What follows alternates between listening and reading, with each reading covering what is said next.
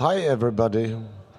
Maybe first, as a small introduction, I'm really pleased to see what is happening here today because it's now 12 years ago that we started the Fab Lab St. Pauli with no machines.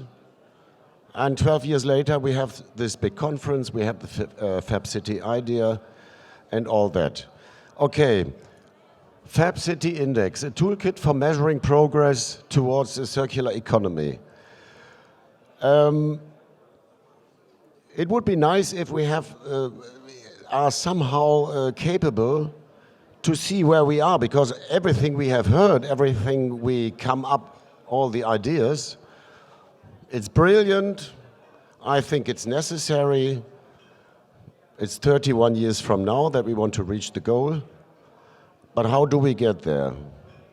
So actually, everybody knows we are far away from Dido. And you see, we export waste, we import lots of goods. We have had decades of offshoring, deindustrialization, and so on. So actually, the preconditions for a Fab City are not that good. Not in Hamburg, nor in the most European cities. And what we would like to know is how far we are away from 2054. How could we measure that? In 2018, Fab City Paris and Utopie, which is an economic agency, they came up with the idea of the Fab City Index.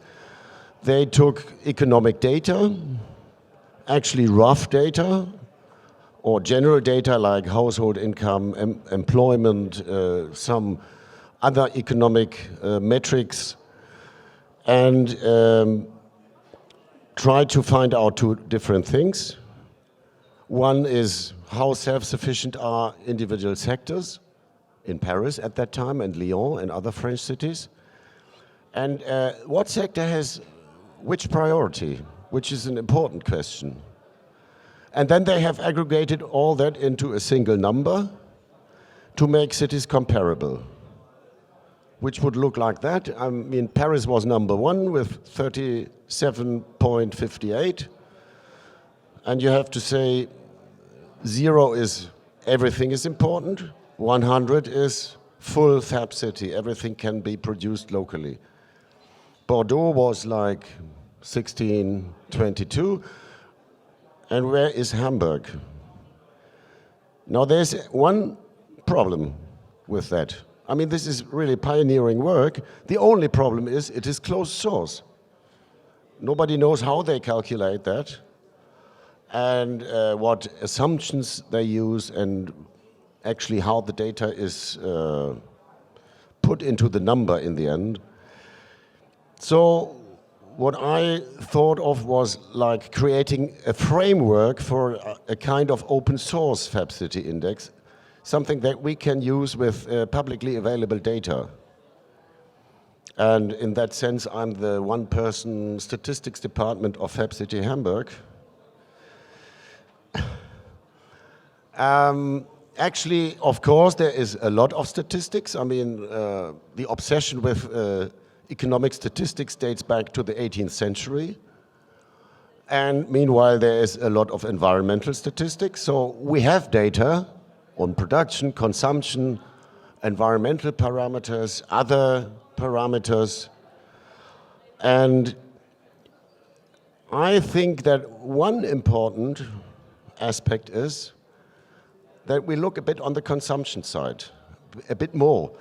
If you look, the French Fab City Index, they grouped the economic sectors to 12 macro sectors. But they are more or less a picture of the extractive industrial paradigm, the Peto world that we have been living in the last 40, 50, 100 years.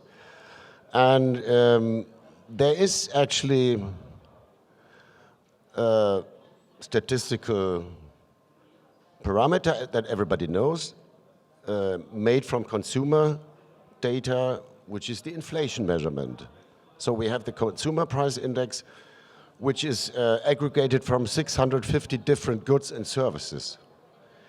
And There's also data from so-called consumer surveys that are done every 5 years in Germany. So for Hamburg, being a federal state, we are lucky that we have data available on the city level, which is not the same if you take Frankfurt or Munich. You would probably not find that many data because they are not seen as a single economic entity. And then a third aspect that I find important is that we have a look on the spatial fabric and the spatial distribution of economic activity in a city like Hamburg. So far we have talked a lot about, well, software, hardware, technology, let's say. But if we say Fab City, so the second part is city. And we know cities are very strange things with a lot of people packed together. Some of them, they like each other, others don't. And they have to get on with each other. And cities have grown chaotically. There was not really planning in that. So if we say, okay, it's got to be a circular economy by 2054, we have to get on with the conditions we find. So we cannot build Hamburg from scratch. Okay.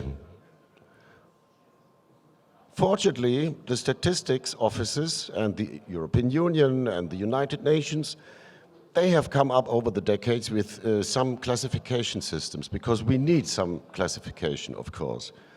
So for production values, which is not the same as revenue, production value is the potential revenue you could make in 1 year, minus several taxes. You can use the classification called NACE, N-A-C-E, which is for Nomenclature statistique des activités économiques dans la Communauté européenne, originally French. And that looks a bit like this. So the document is a few hundred pages, but it makes interesting reading. I think I like it. And you see that the sections or so-called divisions, they try to group economic activity in a logical way, but more on that later. On the consumption side, we have a similar classification from the United Nations. And this abbreviation COICOP means classification of individual consumption by purpose. And that looks a bit similar. The only not so nice thing is that they don't match, because this is individual consumption and not consumption of companies, which would be investment. So one thing I have come up with is like, well, in the literature, some research groups, they did the same. They called it concordance table. Yeah, or we could say it's like a dictionary that translates from the one classification language into the other. Then I have thought about a meaningful clustering of the sectors, the macro sectors. So I end up with 16 because from the original work in the French Fab City Index, the environmental aspects are missing, which is quite important. As you can see, energy, water, agriculture, fishing, food, beverages, forestry, the first 5 is the actual basis that we need. Without that, we don't do anything. Yeah, and well, the others are self-evident, I think: textiles, chemical products, extractive industries, they're still there. Metal, machinery, vehicles, IT, other manufactured goods, construction, repair, waste and recycling. Very important topic. Maybe a word on group 12. It's interesting that the whole digital realm of the last 30 years is only a subsection in these NACE categories, which is very much oriented towards heavy industry. That's probably a legacy from decades before. So if we take available numbers, some metrics that we can find in the official publicly available statistics or some studies, we can come up with some first results. Energy, I think the important parameter would be renewable energy. This is only for electricity. In the final report, we will do the same for heat or energy. You see, it's all for year 2019 because that was the last year before the pandemic, which had a kind of normal business. 4.8% completed for this sector towards 2054, because we don't want to have coal power plants here in 2054, I'd say. Water, unfortunately, Hamburg is a water-rich city. When I say 82.7%, that means the groundwater supply within the city boundaries, if we take them literally, is not enough for what is consumed on groundwater. Some of that comes from Schleswig-Holstein, behind the city boundary. Agriculture and fishing, well, there is not much. Fishing is a bit sad because if you go to the fish market on Sunday morning, no fish sold anymore. I mean, no fresh fish. You can go to Aale Dieter and then you get some eels, but he hasn't fished them himself. The agricultural area, there we have an interesting metric that comes from the Zukunftsrat and other environmental studies of the past, which is the global hectare.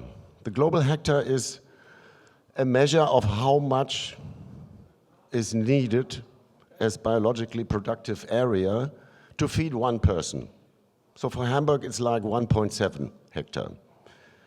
We have 15,000 hectare agricultural land in Hamburg, and all the population of Hamburg would need in total 9.1 million global hectare. So that makes the very low number, or not even a number. It's too small. Food and beverage, that's easier because then we have reliable production and consumption data, which we can match. And we could say, okay, the capacity would be around 53%. That doesn't match item per item. Maybe there are too many bakeries, there are too many slaughterhouses, nobody knows. But you could say, okay, measured by production value, we could meet 53% of the demand in food in Hamburg. Forestry products of wood, low.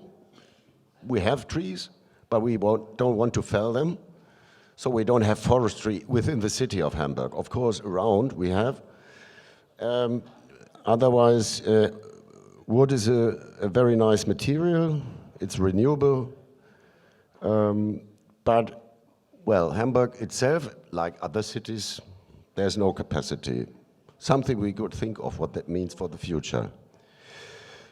Textiles and clothing, the numbers you can find indicates only a very low capacity. It's not really, I thought it would be much more. Chemical products is a really big sector in Hamburg because a lot of chemicals and pharmaceuticals are manufactured in Hamburg. And then if we say 85% plus minus something, would mean, of course, that some of the production or manufacturing would have to switch in the next decades. Because, of course, many more pharmaceuticals are produced in Hamburg than the Hamburgers need for export, of course. But at least something is there. That's not so bad. Extractive industries, mining and quarrying, of course, very low. We have no oil deposits in Hamburg. We have no mines.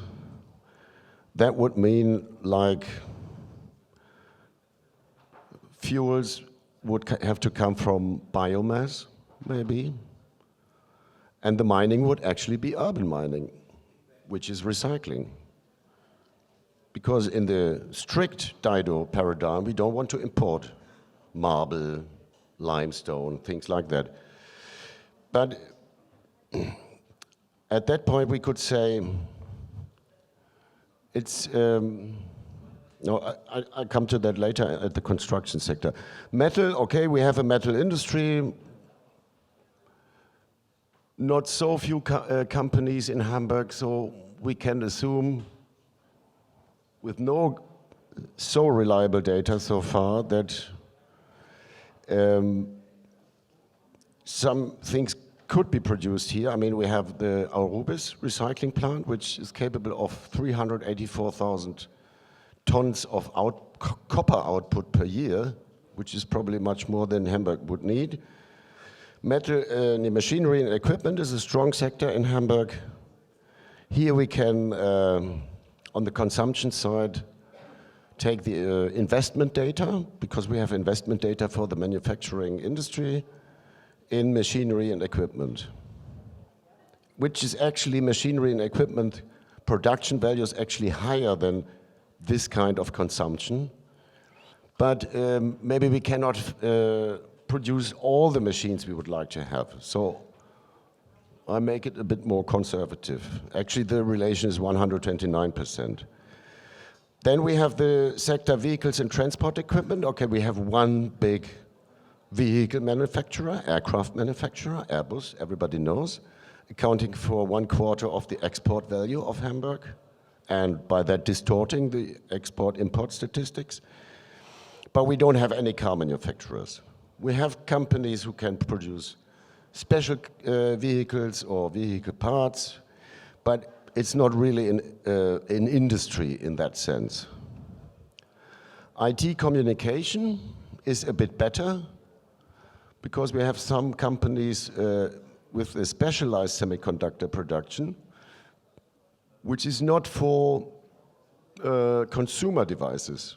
But we could say there is at least a certain base for IT production in Hamburg already.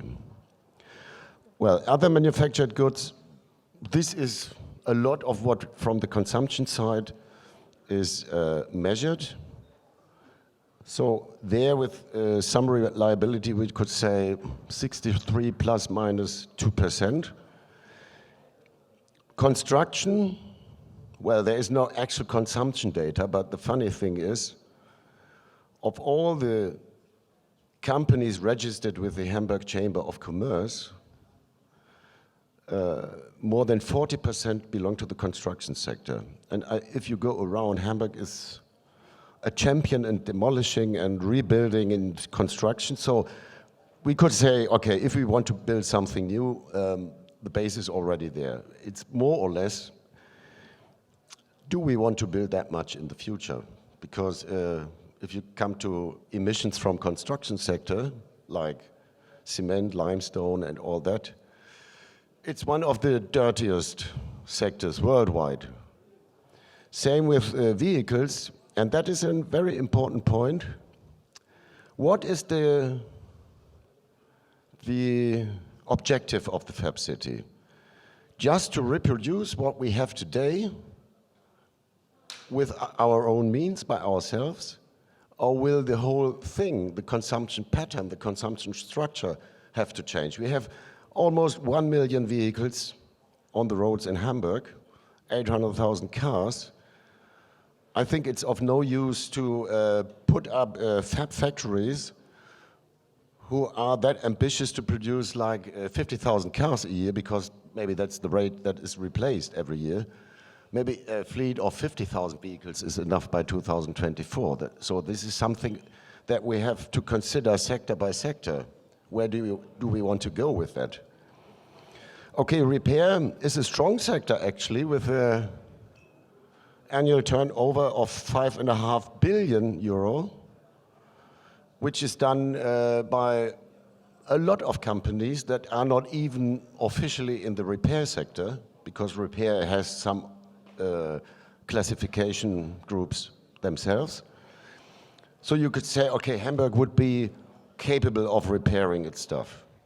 Optimistic. I'm optimistic with that. Waste and recycling, that is again a more exact number, for 24.8 from the official statistic. That is the amount recycled, with one caveat: most of it is not recycled within the city of Hamburg. It is recycled, but outside of Hamburg. So if we say how much can we recycle here on our own, the number goes down, of course. And then, because I mentioned spatial distribution, what we can see from the data from the Chamber of Commerce, we have 7 districts in Hamburg. How is this coarsely distributed over the city? Because the old industrial paradigm had these commercial zones, industrial areas, and maybe with cities as big as Hamburg or Berlin or others in that range, or even bigger, it's a huge territory. And I think we should focus with the Fab City approach to, well, distribute manufacturing capacities a bit more evenly across the city, so that you don't have this mobility and transport through the whole city that's still adding up to the emissions and so on. This is for textile production. You see it's not so far, some of the districts are not so far apart from each other. In metal it's different. The North District has nothing in this category, funnily. Didn't know that before. And so you can break that down actually for all the different groups in the sectors.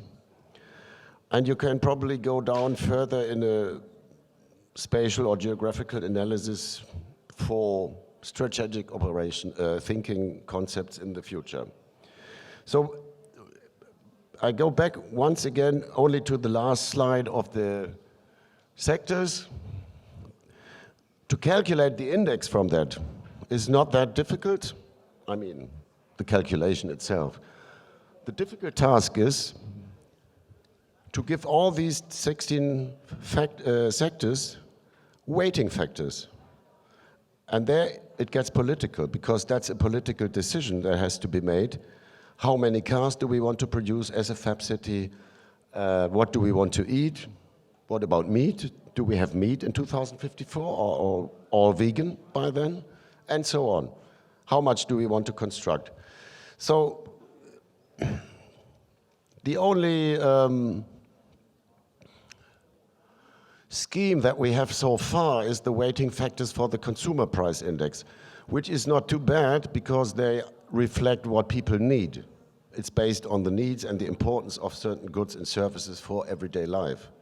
The Fab City is not a city concept for the industry, it's a city concept for the people, I'd like to say. But we can't apply the whole weighting scheme from the consumer price index to this task, so we have to make kind of informed guess or a discussion, which of the sectors do we want to put into the index number with what weight? And that's from my side. I mean, if there are any suggestions about the weighting, for instance, or other things, please let me know. Thanks a lot.